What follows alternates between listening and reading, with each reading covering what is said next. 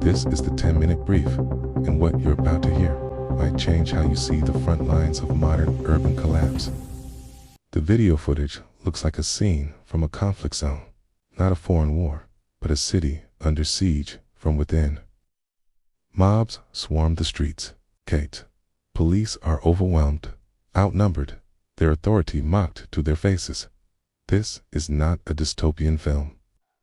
This is New York City, and it's a case study in what happens when a society's rules of engagement break down. This is the anatomy of urban decay. The tactics are straight out of an insurgency manual.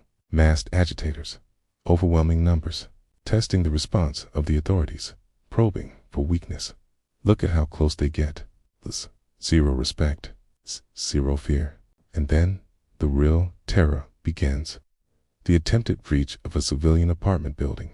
A lobby becomes a battlefield. The command from a resident inside is not to fight, but to flee. Abandon the apartment. Run.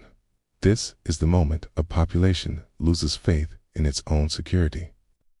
Subscribe to the 10-minute brief and never look at war the same way again. The chaos doesn't end on the streets. It moves underground into the subway system. Here, the rules are different.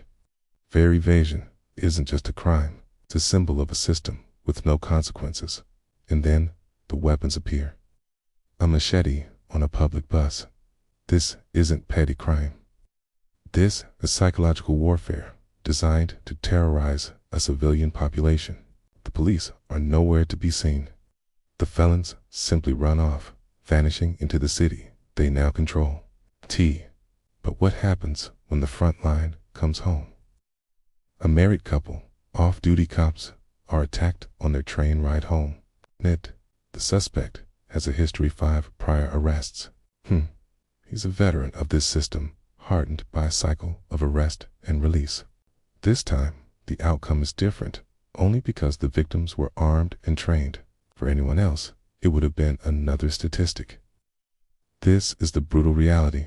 A strategy of decriminalization has created a generation of experienced, unafraid combatants in a war the public didn't know it was fighting. It's the response from leadership. It's a debate about funding. But this isn't a war that can be won with money alone. This is a war of will. The strategy of the lawless is clear. Exploit weakness, desensitize the population, and operate with impunity. The question is, what is the counter-strategy? When does a city decide to reclaim its territory?